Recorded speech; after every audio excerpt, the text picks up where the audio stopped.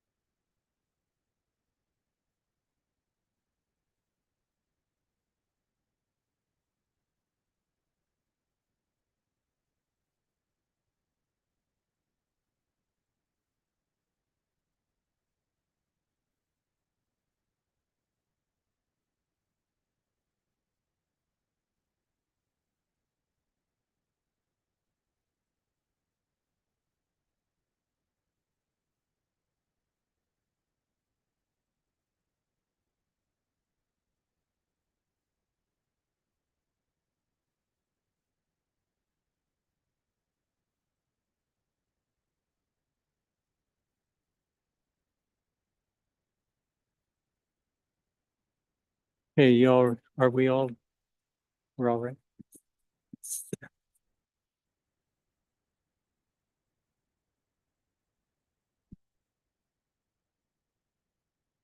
Wow.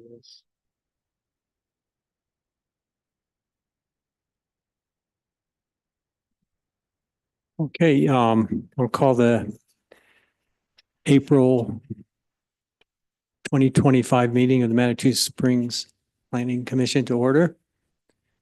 And first item of business, I'll call roll. Commissioner Casey, Present. Commissioner Graybill, Present. Commissioner Rosenthal, Present. Commissioner Latimer, Present. Commissioner Day. Present. Okay, and I'm Commissioner Delwich. So next would be non-agenda, an opportunity for people to comment on non-agenda items. And at this point, if you have something you want to say that's not on the agenda, you could have up to 3 minutes. So seeing no takers, we'll move on. There's no minutes to approve, so we'll move on to the first item of business, which is a stormwater management updates to Title 18 Land Use and Development Code.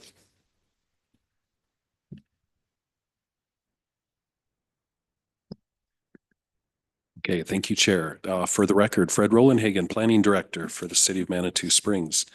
The first item regarding stormwater is consideration of amendments to Title 18, which is the Land Use and Development Code, two amendments that would relate to stormwater.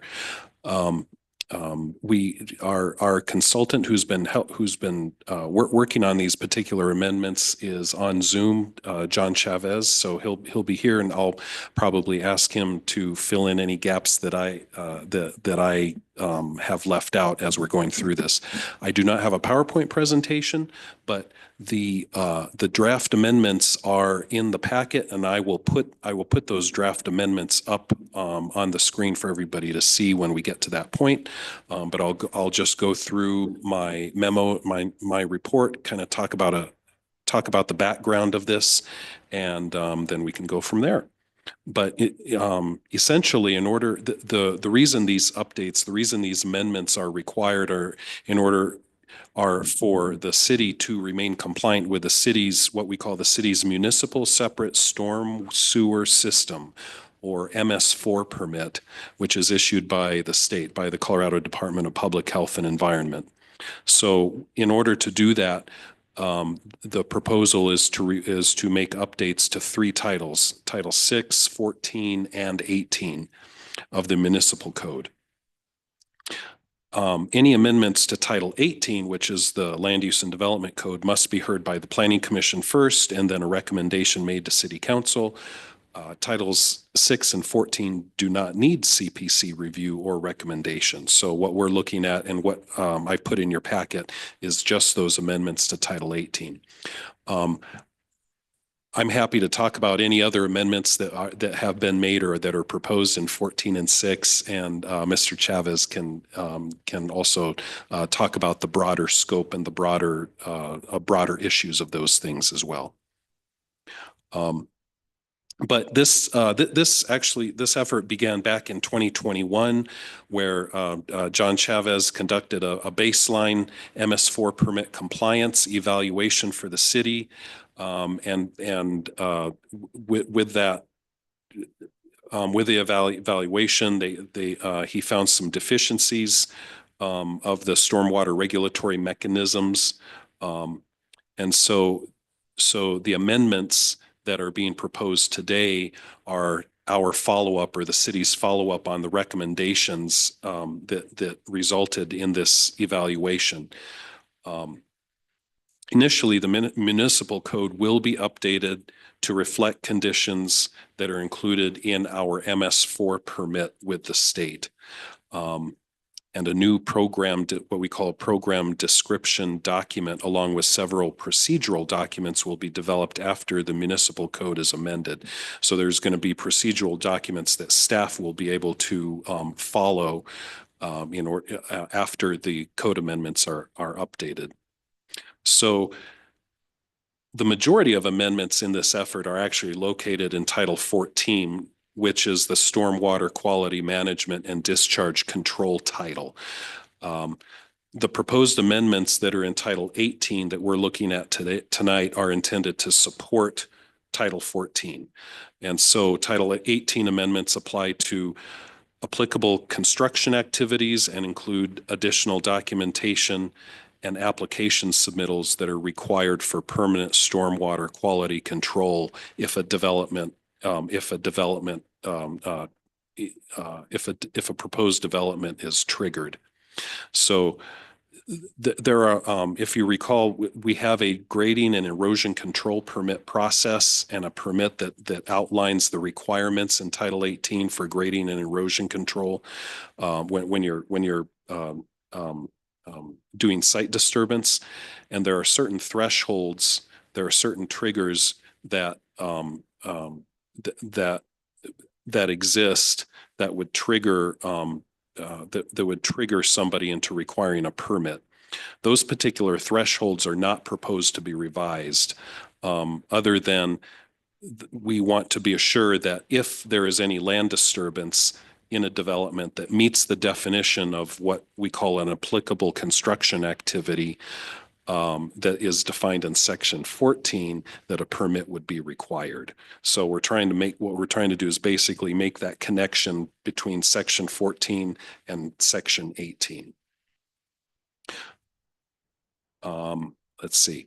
Public involvement. A notice was, as required by the code, a notice was published in Pikes Peak Bulletin notifying the public of this hearing. At the time of this hearing, no comments or inquiries have been received. Under findings and review criteria, the purpose of these amendments are to assure that the city comes into conformance with, again, its MS4 permit that is issued by CDPHE. And should these amendments be made, the city would be in conformance with the MS4 permit. So let me share. I'll share the motion language options here.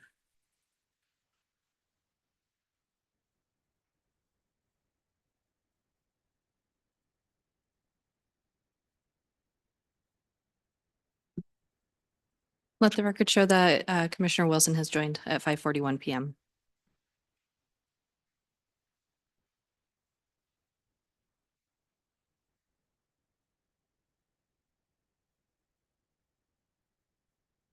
Okay. And so what I have up here is staff's recommendation. Again, staff recommends approval of the proposed amendments to Title 18. Said amendments would bring the city in compliance with its, would help bring the city in compliance with its MS4 permit. So for language options, the Planning Commission can approve the proposed amendments as presented based on the findings that these amendments will bring the city into compliance with its MS4 permit. You can approve the proposed amendments as presented with further amendments if you are interested in additional amendments. You can deny the proposed amendments to Section 18, and the development code as presented, or you can postpone this action for further consideration if you would like more information. And let me pop up the amendments.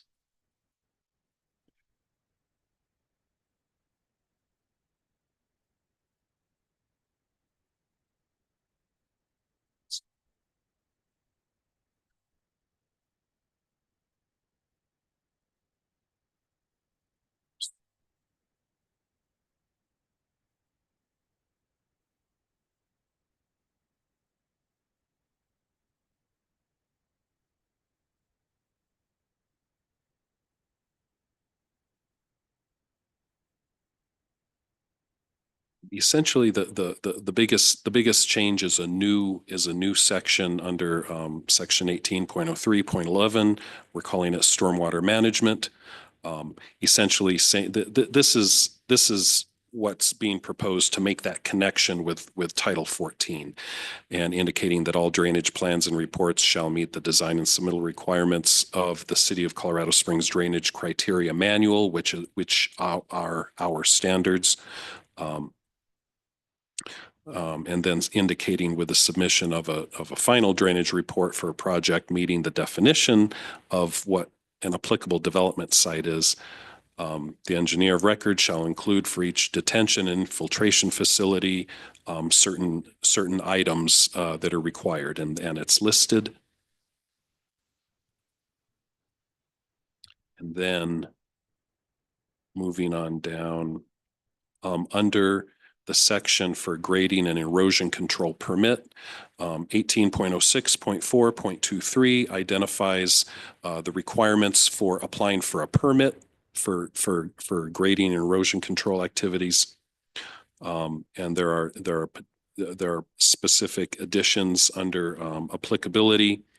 Again, if there is land disturbance that meets the definition as described in Title 14, that is applicable.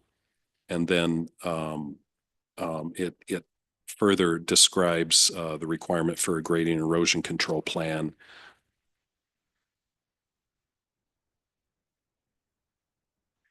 It clarifies the exemptions when a permit is not required, indicating when construction does not include routine, if there's routine maintenance to maintain original line and grade, hydraulic capacity, things like that. In other words, routine maintenance is exempted from a permit. And sites that meet the criteria for an exemption as defined in Title 14. Title 14 does identify some criteria for an exemption. But not installation. I apologize. May I ask a question now? Okay. Under D, number 2, I don't understand why or installation would be deleted. Maintenance, or do you know? Yeah, I think, I'm not sure. John, would you mind, do you have an answer for this question? We're looking at, under exemptions. I do. The exemption that is in number 2 was an old exemption that was included in the title. And the reason why I took out the word installation is because per the state's definition of construction activity, it does not include the installation of utilities. There are some exemptions to the permanent water quality requirements for utility projects, but if a utility installation project includes over an acre of disturbance, then it would meet the state's definition, and we would have to include it in the permitting process.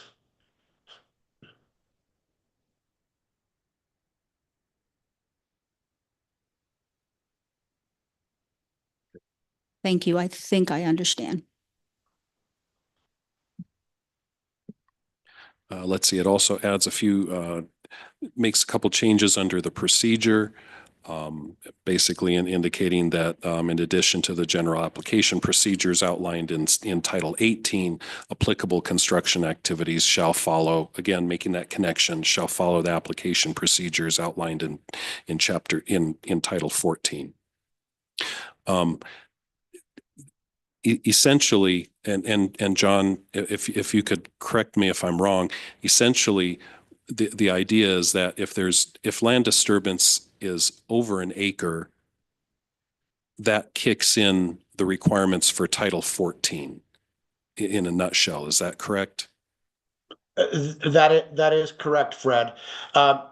Relative to the MS4 permit compliance, what the MS4 permit is concerned about are only those construction activities that will disturb greater than 1 acre of land, or if a project is less than 1 acre of disturbance, but part of a larger plan of development or sale that's going to disturb greater than an acre, then you meet this applicable construction activity definition, and it kicks you into more rigorous requirements for the standards that you have to use. It triggers requirements for specific inspection frequencies. There are multiple different new requirements that are associated with the MS4 permit that were previously not included anywhere in the title. Okay, thank you. And of course, why that's important is our grading and erosion control permit process in Title 18 kicks in earth disturbance of less than an acre. And so there are some things that will require a grading and erosion control permit for us, but will not require compliance with Title 14 because land disturbance is not over an acre.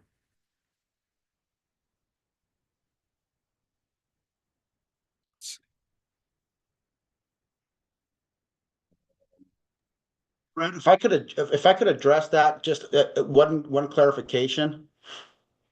Sure.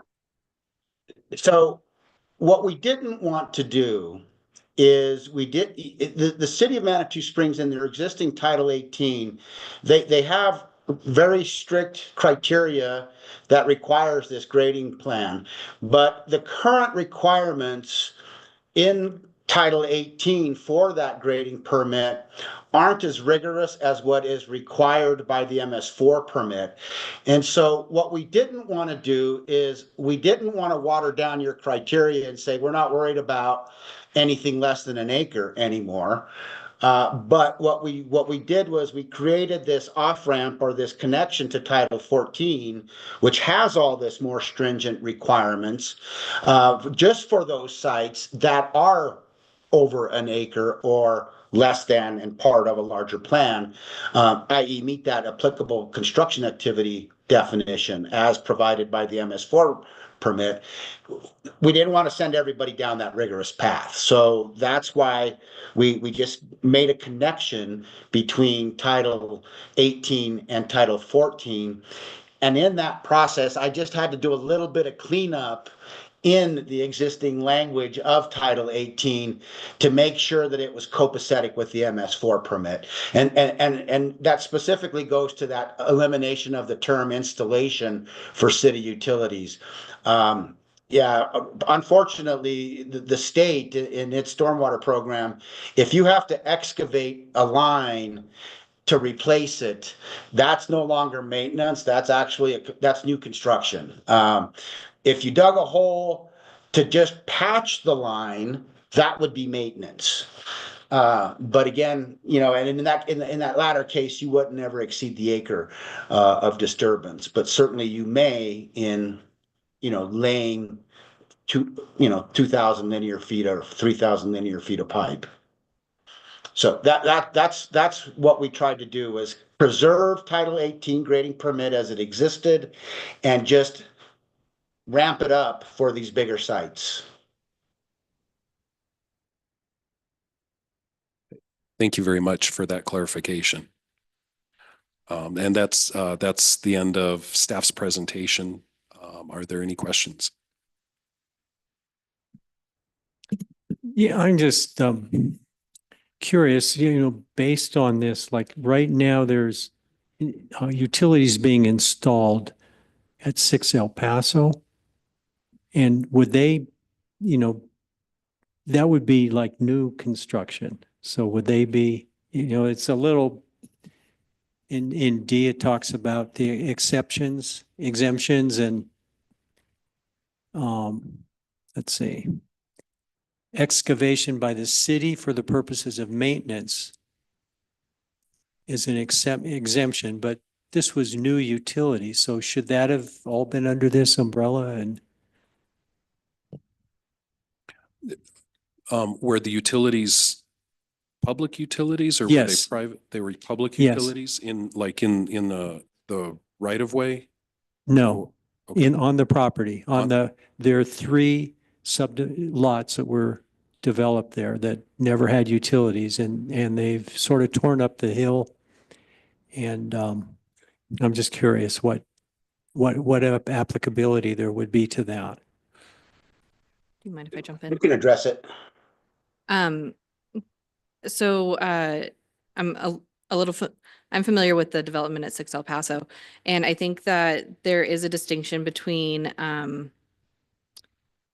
utility main versus a tap and a private line going to a residence. So I think that might have a little bit of a distinction, but knowing that this code has not been adopted, that doesn't, you know, impact an already permitted project. Those lots are under an acre, but they do have grading and erosion control permits because they've met other qualifiers in Title 18. So, John, does that give you a little bit more to go off of? Yes, thank you, Chelsea. The response I was going to give is, if that brand new line installation that you refer to, if it were to be long enough and large enough that it disturbed an entire acre of land, and just to clarify, the land disturbance with that, with a typical utility main, let's just say going down the middle of a street, the way that area of disturbance is calculated would be that length that you have to excavate times whatever width that cut is.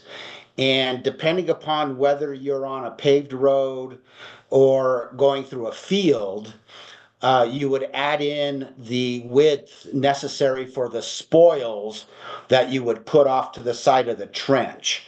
So typically it's the length times something like around 10 feet. And I doubt that in that case you mentioned, it would exceed the acre threshold.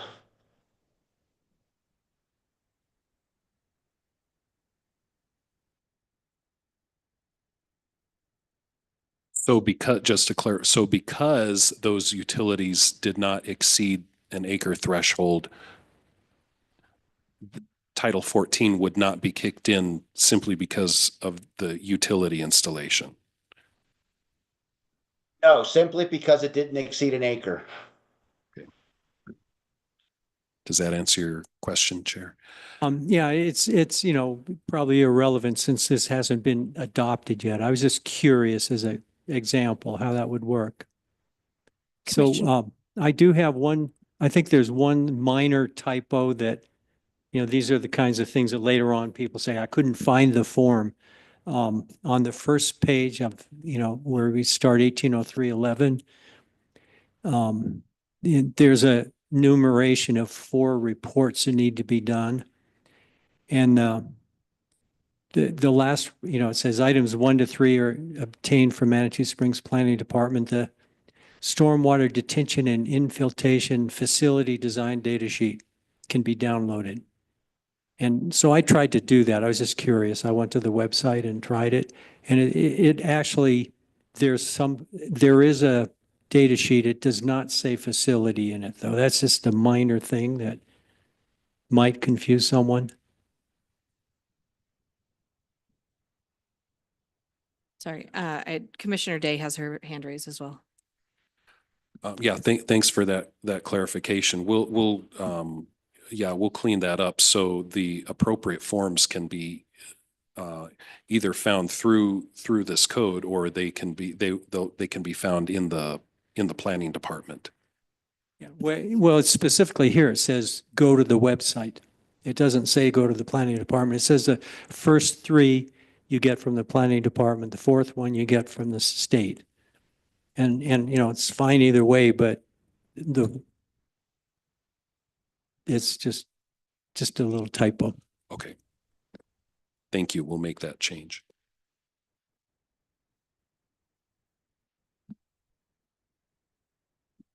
And then Commissioner Day has her hand up. Yeah, just one clarification again. On page 9 of our packet, I'm not sure which section that is, there's a comment on the document that may have been removed, but it was in reference to defining financial surety. And that didn't seem to have been addressed. That's it, right there.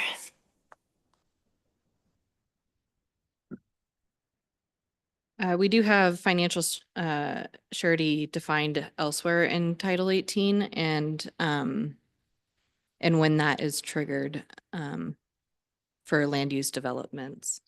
So Okay. yeah, we can absolutely look into I think we would want to require that under the same circumstances that we would for other land use developments. Thanks. Kelsey? I did address, yeah, this is just my bad. It's basically a typo and a leftover comment. But I did address, yes, that financial surety requirement in Title 14. So that comment should just go away, I think.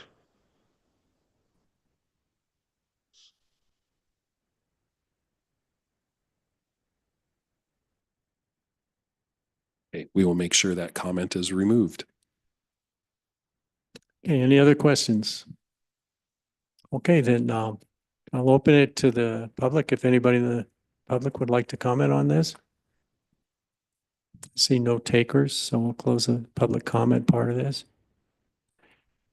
Someone would like to make a motion or more deliberation?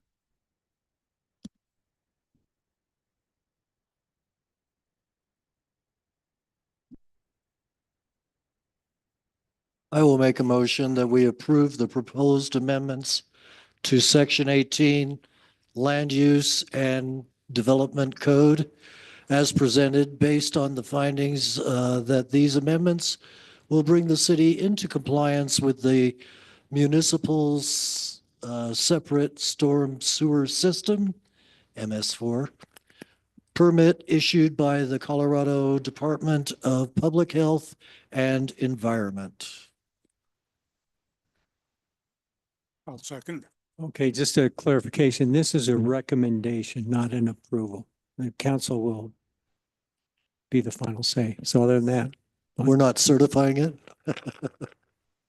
okay. So if there's no more discussion, all those in favor? I, Okay. All right. So we're done with. And I guess we move on. The next item is legal training, and our attorney's online. And can we have a camera? It's not going to be possible to do this without seeing the person, seeing our attorney. Yep, can everyone hear me? Yes. All right, perfect. So I will share my screen.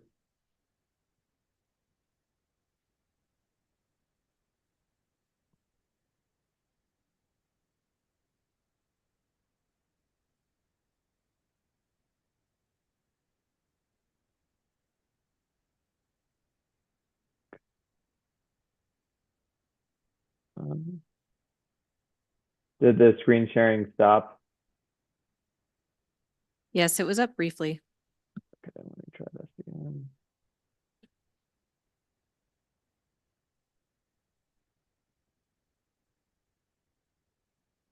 Can you all see it now? Yes. Okay, perfect.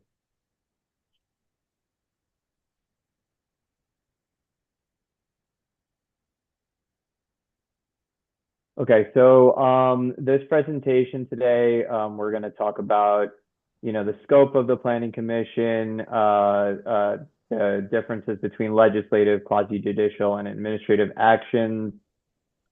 We'll talk a little bit about open records and open meetings, executive sessions. What does a good meeting look like? What does a bad meeting look like? Conflict of interest, governmental immunity, and ex parte communications and due process.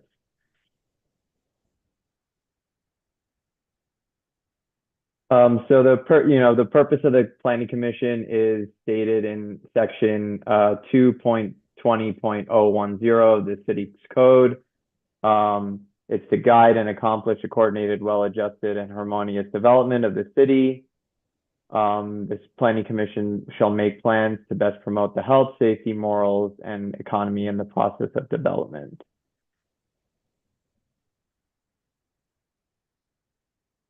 The scope of the Planning Commission's authority is both its advisory, legislative, and quasi-judicial. The Planning Commission shall have the power, among other things, to create a comprehensive plan, the authority that's granted by City Council over land use recommendations, and Title 18 specifically lists the type of applications to which Planning Commission has the authority to recommend or decide. In Title 18, after reviewing the planning staff report, requesting information, and receiving testimony, the Planning Commission shall render its decision or recommendation to City Council at the conclusion of any public hearing. Any decision must set forth the findings of fact. Conditions of approval may consider mitigating impacts to protect the public health, safety, and welfare, and appeals of any Planning Commission decision shall set forth in the procedures of section 1806 3.9.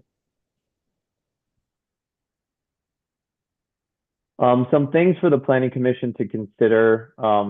The Planning Commission acts as a body, not as individuals. The Planning Commission doesn't have authority to spend city funds unless the City Council approves. Planning Commission doesn't have any authority to direct or supervise city staff, and any legal advice provided to the Planning Commission is confidential and cannot be disclosed to third parties. We'll talk a little bit about that in detail later. And no authority to bind the city to anything legal or contractually.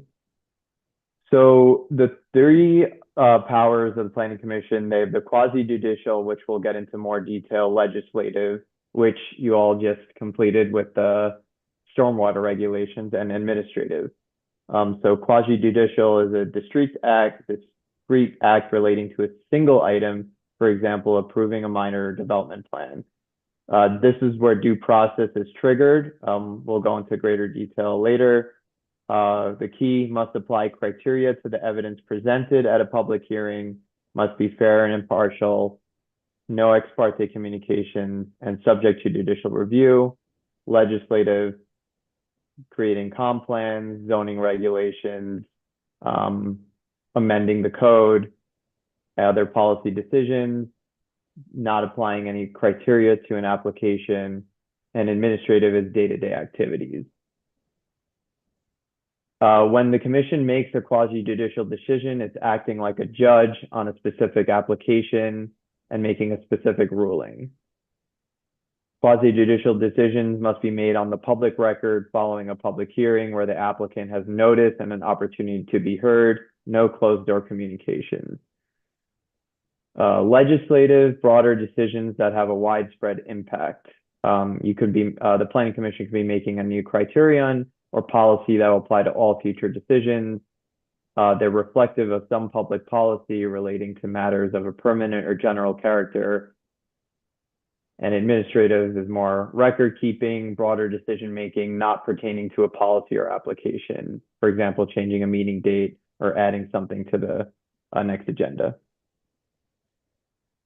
For quasi-judicial decisions, the key is reviewing the packet, the record, reviewing the criteria, and having questions prepared, listening to the applicant, to the public, and to your fellow commissioners, and always explaining your decision, referring back to the facts and the record and the criteria, whether you agree or disagree. It's always good to just take a minute to formulate a decision or formulate your reasoning or formulate a motion. If you need to go criteria by criteria during the deliberation, that's okay. If you believe there's specific criteria which aren't being met, articulate the facts in the record that support your decision. The same is true when criteria is met. The city can be sued by either opponents or proponents of an application. So it doesn't matter what the decision is as long as it's supported by the record and the criteria.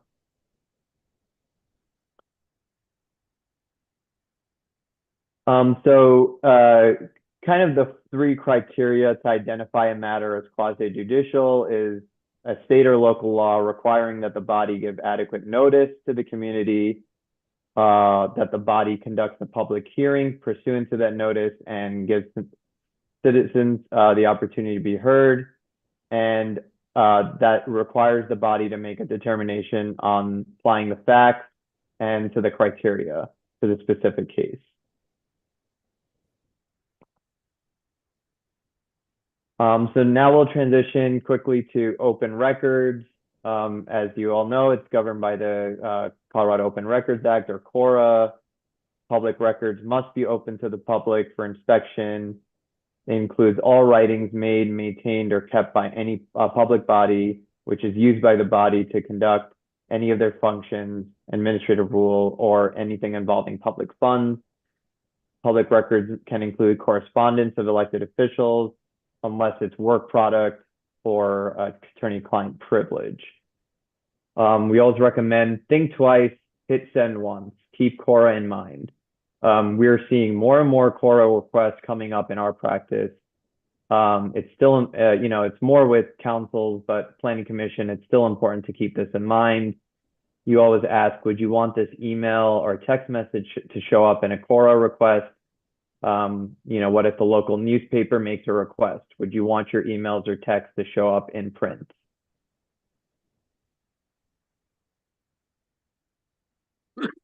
For open meetings, that's governed by the Colorado Open Meetings Law, COML.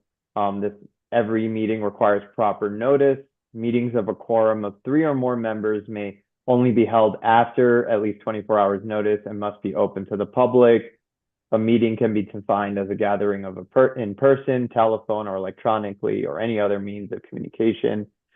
And emails of elected officials constitute a meeting when they discuss pending litigation or other public business. We always recommend to save substantive discussions for your meetings. There should be no need to confer via email on anything that can and should be on an agenda item at your next meeting. This also applies to in-person meetings. Congregating in groups of 3 or more before or after a planning commission meeting could constitute a meeting. And since that type of meeting is not properly noticed and open to the public, this could be a violation of common law, especially if you discuss pending legislation or other public business.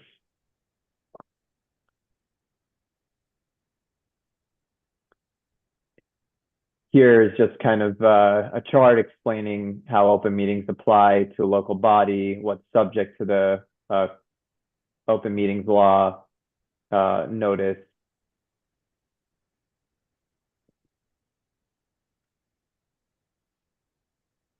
For executive sessions, these are the exemption to open meetings law, and that meetings need to be open to the public. You must always state authority for the executive session, for example, a conference with the city attorney, determining positions related to ongoing negotiations, etc. This is the time to discuss more sensitive information or receive legal advice. Most executive sessions are still recorded, but they're not public record. They are recorded for just in case purposes, but the discussions are typically closed. They must be planned in advance and can't be a spur of the moment addition to the agenda.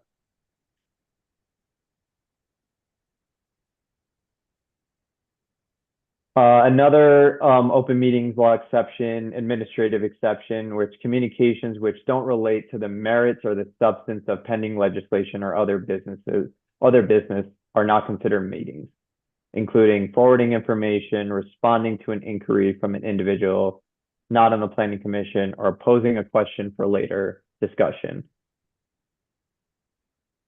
But here's the problem. Common law requires officials to act in a way that is contrary to our daily practice, responding to emails, responding to questions. Even if an email falls within this exception, one member's response could result in a discussion and therefore a meeting. So we still recommend avoiding all email communication where public business is a subject that could be in front of the entire body. Courts in Colorado recently are taking any chance to find a violation of common law. Exceptions to common law are to be interpreted narrowly, so there's little room to fit within this exception. So again, if you, when in doubt, don't have an email communication regarding it.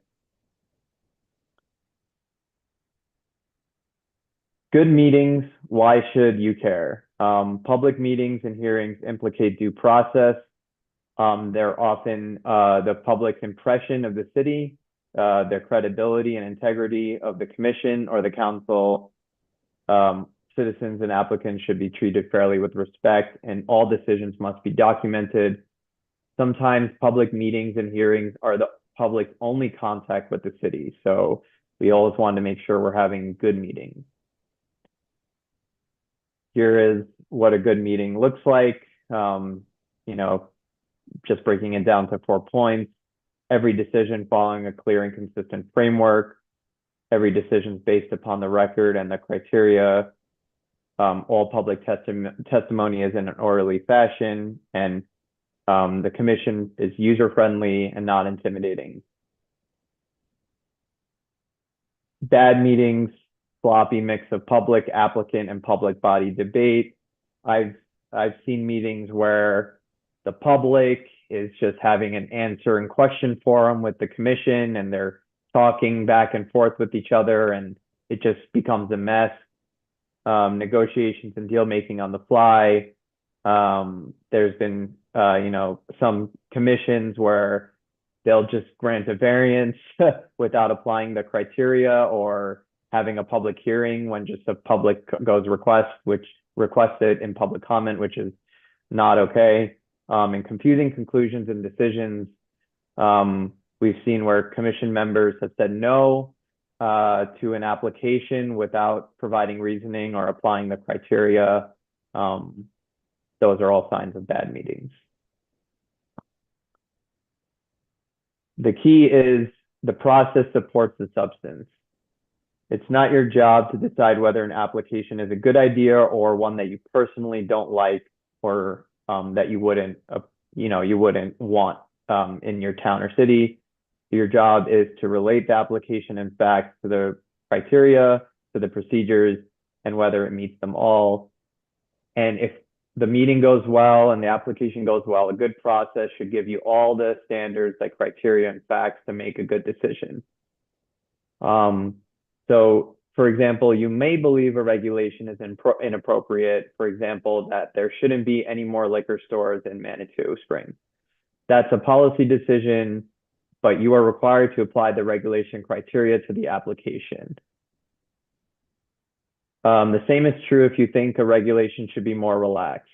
However, if a variance comes in front of you, you are required to apply the criteria and the regulations to the applications. When you don't apply the criteria, instead make decisions on how you feel, that decision can be arbitrary and inconsistent, and that can result in legal liability for the city, and that decision could be likely reversed by a court if challenged. So now we'll talk a little bit about conflict of interest.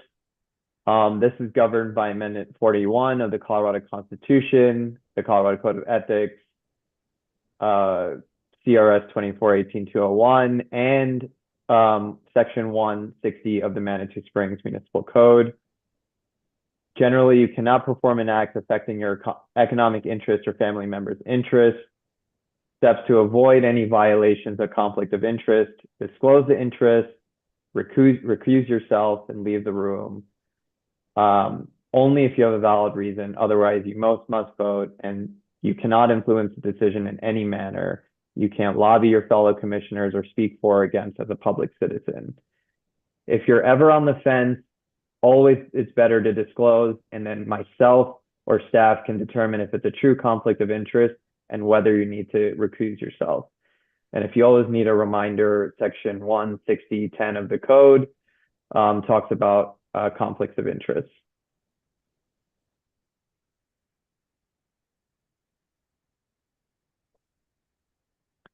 It is not a conflict of interest to have an opinion. It only arises when you personally benefit from a decision rather than putting the general public interest first. Here are just some statutory from the Colorado Code of Ethics that can be helpful in determining conflict of interest.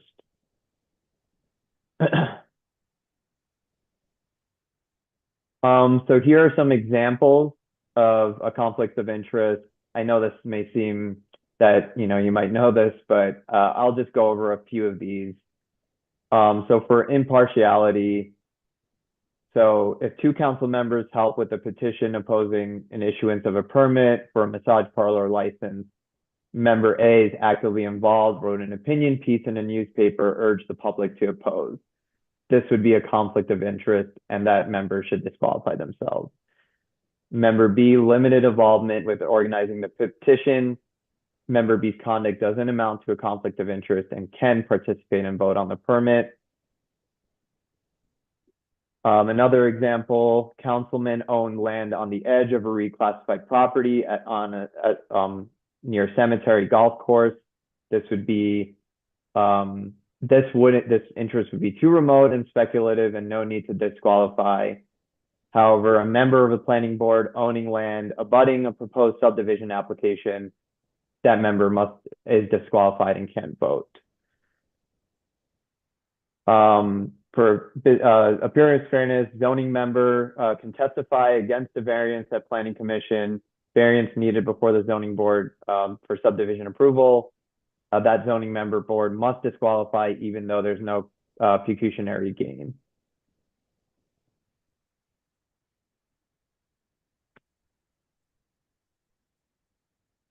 So now we'll move to governmental immunity and personal liability. So generally, board members, you all have immunity under the Colorado Governmental Immunity Act unless you act willfully and wantonly or act outside the scope of your authority. You or the town can lose insurance, defense coverage, and liability coverage under CIRSA if you violate Colorado Governmental Immunity Act. In most cases, you're not going to be personally liable for anything as part of your role on planning commission, as long as you don't act outside the scope. And that's where I come in to help make sure you stay within the scope of your authority. Use your best judgment, and please remember that when in doubt, ask myself or city staff.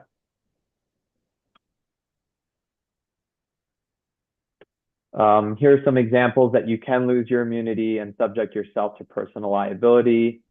Prejudging a matter, having ex parte contacts, which we'll discuss later, making a decision which is in violation of clearly established law, which we talked about, acting outside the scope of your authority, ignoring or going against legal advice that we provide, especially publicly, or ignoring or acting outside the bounds of the procedures, the criteria, or the city code.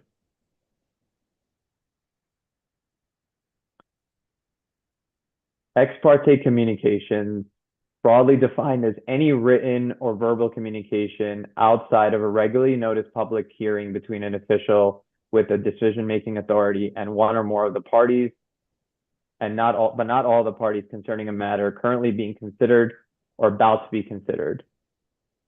It seeks to influence or present information relating to the matter that the official will be deciding. This is applicable in quasi-judicial actions involving a determination of rights, duties, or obligations of specific individuals on the basis of the application, presently existing legal standards or policy considerations to past or present fact developed at a hearing conducted for the purpose of resolving that particular interest in question.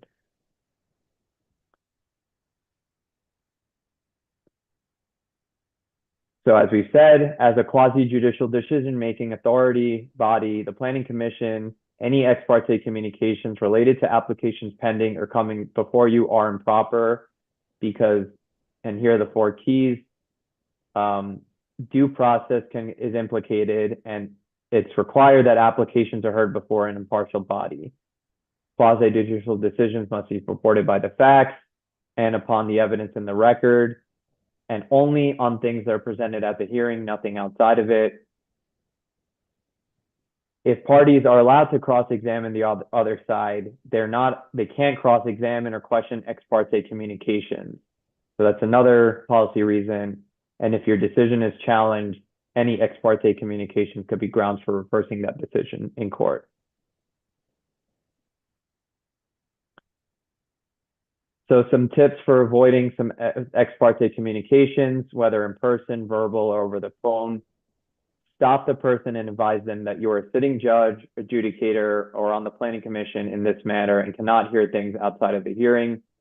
Encourage that person to participate in the public hearing by testimony or written submission. General policy discussions are unlikely to disqualify a commissioner or endanger due process, but discussions about facts of a particular matter or a decision on a specific question might fall in the realm.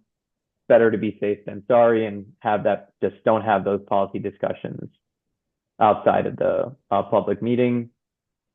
Disclose at the hearing and on the record about the contact, your response, and whether you can make an impartial decision despite that contact.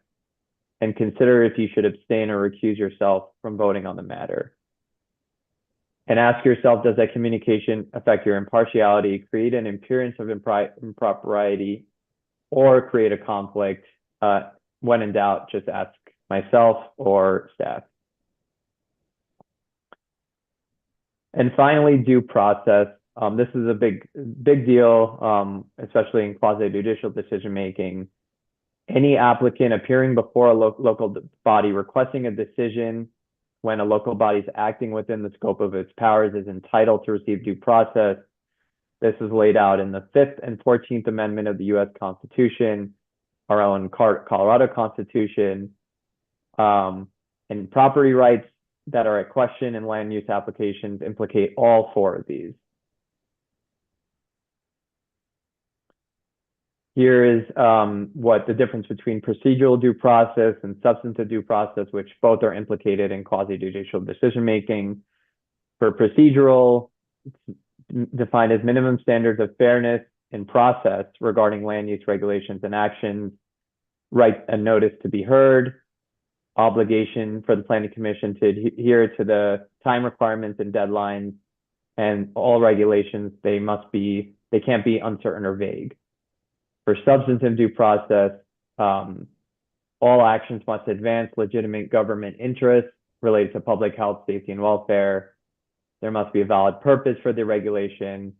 The regulation must be adopted to achieve that purpose, and it's substantially related to it. And the impact on the property owner can't arbitrarily or capriciously deprive them of the legitimate use of property. This is where we see a lot of challenges to ordinance and regulations. And the hallmark to a due process hearing is fundamental fairness. And the four elements that the court requires be present at any hearing is adequate notice and giving fair notice on what the scope of the hearing will be and the potential outcomes. Failure to give notice can void any action taken at a hearing. Adequate opportunity for all viewpoints. The findings must be made by the legislative body, and it must be related to the evidence presented and the criteria which exist. And applicants are entitled to an impartial panel. Any evidence or predecision or decision based on matters other than those appearing on the record, any ex parte communication can subject the decision makers to liability. It can violate the applicant's due process and cause liability to the city. And so that's my presentation. If you guys have any questions, more than happy to answer.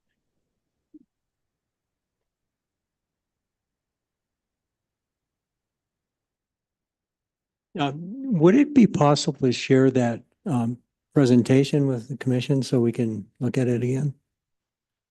Yes, will do. Sorry, it was a long presentation, but I wanted to make it as comprehensive as possible. Okay, any questions? Gloria. Thank you. Thank you for the presentation. I do appreciate that. I have a question when, on occasion, I have a question related to a non-agenda item. And it sounds as though you're recommending no communication between a planning commissioner and staff outside of a regular meeting. So what is your recommendation on that? A non-agenda item, a question from a commissioner?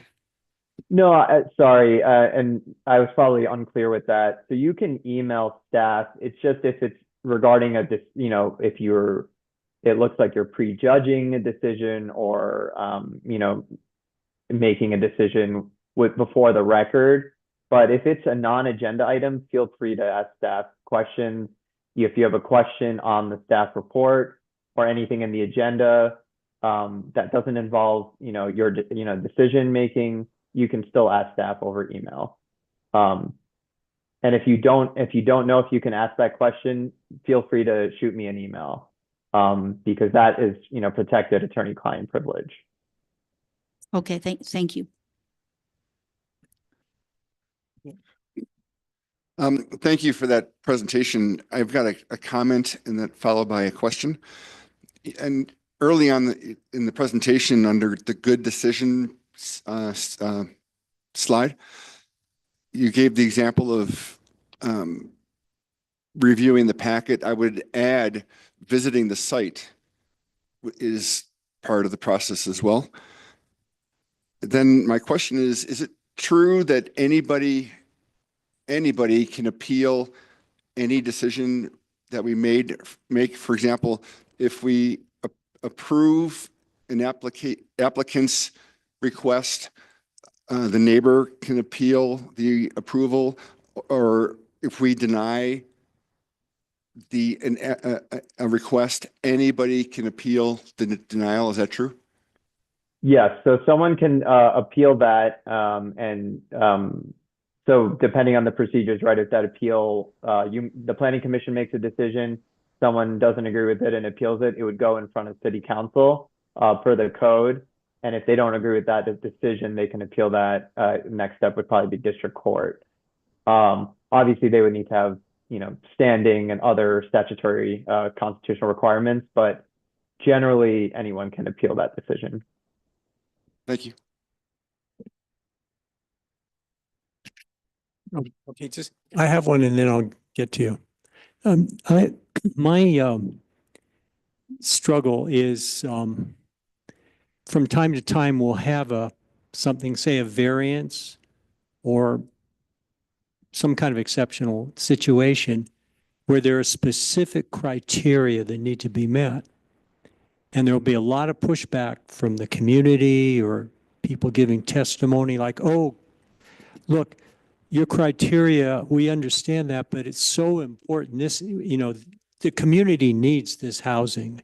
We're desperately in need of housing. We're desperately in needing of X, Y, Z. What are some good mental exercises people can do to not fall into the trap of trying to be a legislator when we're not, we're judges. And I see this all the time, and I just think, it was a very quick thing you went over about, a good decision, a good meeting is when you follow the criteria. Can you come up with any guidelines or thought processes or mental exercises that individual commissioners can do to be faithful to that kind of thinking and forget about their personal opinion or their passion project and really focus on what the code says? Yeah, no, that's a great question. So, and maybe this might not work, for the commissioners, but for example, for us attorneys, if we're drafting, we're making an argument in front of court and we have to apply factors, right, or criteria that's been set out. And when I'm looking at that and what you said, right, I might not personally agree with it, but I'm stuck with applying that criteria. So I try and put myself in the differences, I'm advocating for one side, right? So I can take that criteria and argue for one side or make it persuasive for my side. In your case, you're not doing that. You're like a judge. You have to be impartial. And so, you hear from the community regarding a variance and say that, they're saying they want this variance. It's going to be good for the community and all these other, facts that you're hearing on the record. And that's something that you should consider. But when you look at the criteria, there's nothing in the criteria that you can apply to that. I think the best way is sometimes this might not be a great answer, is to separate, okay, well, I have this fact from the community, that they want this, go through each of the criteria methodically. And if you can apply it to the criteria, ask yourself, okay, well, does that, me not being able to apply that, prohibit me from approving this application? Does it go against the criteria? And that's kind of how I would always look at it, is always when you're looking at it like the legislative side or, your personal feeling side, is always just try and go back to the criteria and try and be as impartial as possible. I know it's not the best answer, but so in this variance procedure, I know there was a meeting in February, right, where you had if you can remind me, I think there was one of the criteria that you had a hard time applying to the facts, correct? Yes. Yep. And if you're struggling with that, struggling with applying that criteria, that's okay. And that's not a bad thing. I think that's when you talk it through with deliberation with your fellow commissioners. And if you can't apply that criteria to the facts, then it doesn't apply, right? That's your gut. And that's saying, I, as a decision maker, I can't reconcile this. And so I can't apply it. I don't think it meets it. And I'm going to vote no. And you're providing your reasoning and for that, and that's on the record, and that's okay.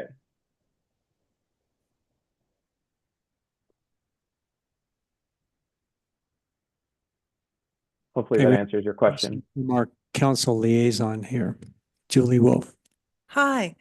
This is a very specific question, but it's come up more than once in Manitou on the conflict of interest issue.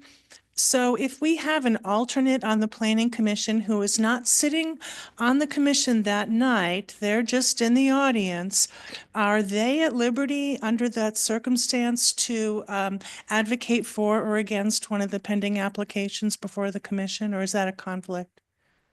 To try and persuade their own fellow commissioners, do things my way, even though I'm not sitting tonight with you as a voting member. Is there any, is there any black and white on that, or can you give us any guidance, or is it just one of those gray areas that's better to avoid, or what? No, that's a great question. That would be a conflict of interest. That would, in my opinion, it is obviously you can argue it's not, but I think it is. I think it's an alternate commission going in front saying that you're trying to influence commissioner members, and they know that commissioner, and so that can sway it, and that shows impropriety. It can show that it's not impartial, decision making, and then someone can challenge that decision, whether the council or the planning commission approves it or not. They can say, based on this, alternate commissioner going in front and advocating and saying these things, this was not an impartial hearing. This is a violation of due process, a conflict of interest, and I'm challenging this decision. And so a follow-up question then, for that reason, would you agree that it's reasonable for us to inform any potential volunteer as an alternate that if you choose to be named as an alternate, that means you can never, during your period of time that you're an alternate, you cannot come before this body and advocate for something, even if you're passionate about it. You got to keep your mouth shut, even if you're not voting tonight. Do you think it's reasonable for us to warn, because we're a small community and very involved and passionate people, so do you agree that that would be a reasonable thing to warn people about before they decide whether they're comfortable being an alternate and asking council to approve them as an alternate? Yes, I think that would be prudent to let them know, and then they can make that decision whether they want to be an alternate or not. Thank you very much. Now, just to follow up on that, in our municipal code, chapter 2940B, the wording is, the city council may appoint alternate members to any board or commission not to exceed 3 alternate members. Alternates are invited and requested to attend all meetings of the board or commission, but are not required to do so. Alternate members may take part in the discussion of any matter that becomes before a board of a commission or commission, except for quasi-judicial matters in which they may not participate unless they have been appointed in the place of an absent member. So I think that reiterates what you just said. Yep, exactly. Yeah, because in her scenario, right, that alternate would be advocating for you guys to make a decision. That's quasi-judicial, but they can still attend the meetings. They can still make comment on something like, I don't agree with this, changes to an ordinance, something legislative. But if it becomes quasi-judicial, that's when they can't.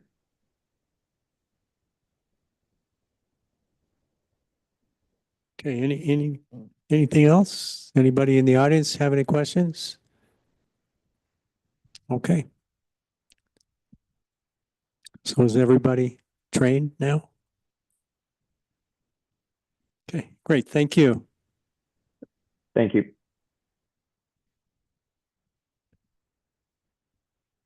Okay, so then notice of council action and updates.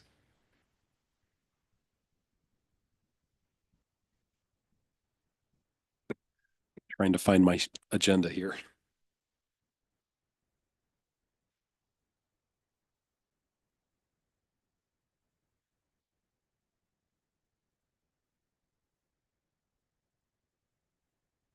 One action item, I think, I don't know if everybody, I don't know if everybody on Planning Commission is aware, but City Council had appointed Roy Rosenthal as a regular member of the Planning Commission. So wanted to make sure that everybody knew about that. So congratulations. Thank you. People have recognized that individually. I think that's, and let's see, couple other things. The Plan Manitou is going to be heard by City Council next Tuesday. With the Planning Commission's recommendations, you had recommended a few additions, a few changes, and so that's going to be in that presentation. The City Council is also going to hear the second reading of the city parcel rezoning project that you had recommended approval of last month. So we've got a lot of things going on. Also, I want to let the Planning Commission know we are aware of the legislation, the ADU legislation, the other state legislation that is asking communities to adopt certain things. There are some deadlines there.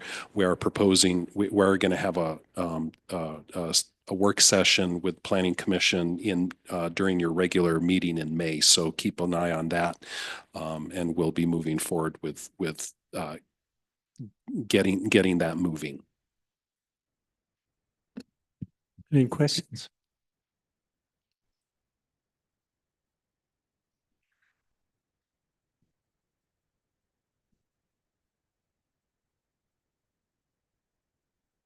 I think it's June 30th. It is, yes. Yes.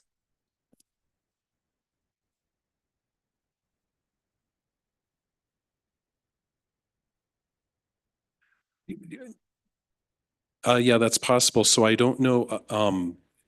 Yeah, the question is what happened. The question is how long do we actually have before the deadline? There is a deadline of June 30th for the ADU legislation for communities to adopt that.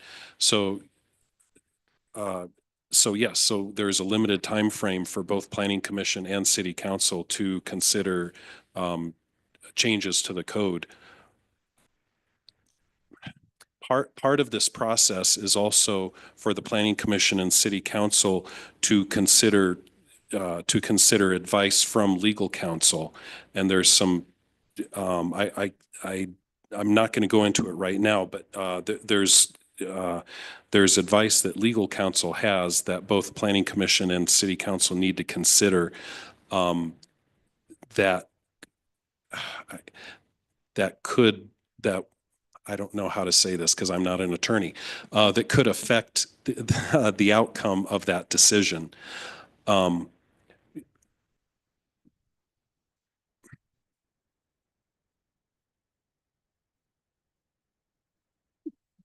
Well, yes, that's correct. Yeah. Yes.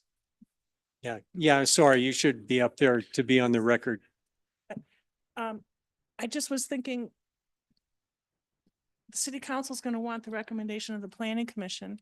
Oh, Council is going to want Planning Commission's recommendation. So I'm hoping that we get the recommendation in time, that there's not, it's a common problem that city councilors complain about, that we'll have something presented to us and we're told, you may not like it, but we don't have time to change anything because the deadline is tomorrow morning.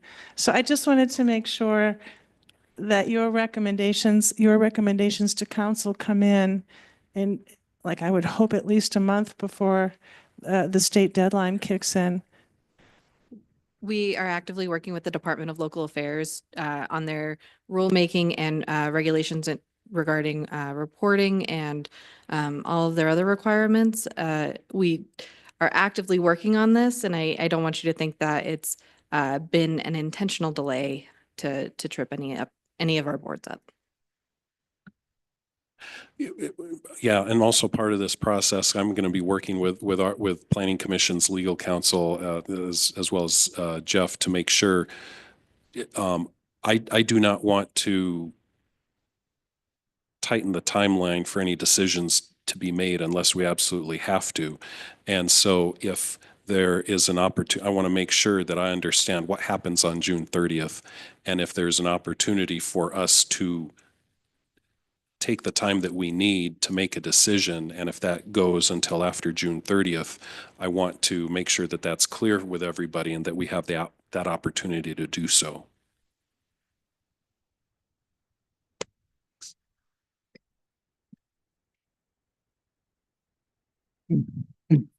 Maria, you had a question about 6 El Paso. Did you get that answered? Uh, uh, I do have a question about 6 El Paso. It was, it came before Planning Commission some time ago. And the part of that parcel is in Colorado Springs and part of it's in Manitou Springs. They've recently begun working, excavating the area for the units that will be in the Manitou Springs side. And I would like clarification on whether they have changed their building plan since the application was approved. It would appear to me that the location of the 3 units is different than what was proposed. I can speak to that. And Thank so, I believe originally they were asking for multiple units on each lot. They completed a minor subdivision, like you said, some time ago, I think maybe 2 years ago. And the current plan, which I'd be more than happy to show you, not right now, hopefully tomorrow. But that is for a single family residential. We have been working with them to ensure that they do not encroach into the no build area of their subdivision. And the layout for those 3 lots, the rear lot and the middle lot are both flag lots, and they share a common access along the eastern portion of those properties and are accessing El Paso Boulevard through a shared easement. Does that help? That does help. It does appear that they're excavating off the top of the hillside there. So that was my concern, that they're considering, or they're progressing on building at the top of that hillside, which to my recollection is a no build zone and was not part of their application. So when you go and visibly look at the lots there, it's confusing. We will review those plans and go look into that tomorrow. Yeah, they, the eastern portion of the property was no build, and they've come up behind and right to the top of the hill, it looks like, for the utilities. So that's, I think, what's caused some confusion. We'll look into that. I would encourage you to reach out to us, maybe not in a public hearing. And we always do have C-Click Fix available. We're also available by phone or email or in person at the planning department. But thank you for alerting us to this, and we'll ensure that it complies with the approved plans. And then if there's nothing else, we'll adjourn the meeting.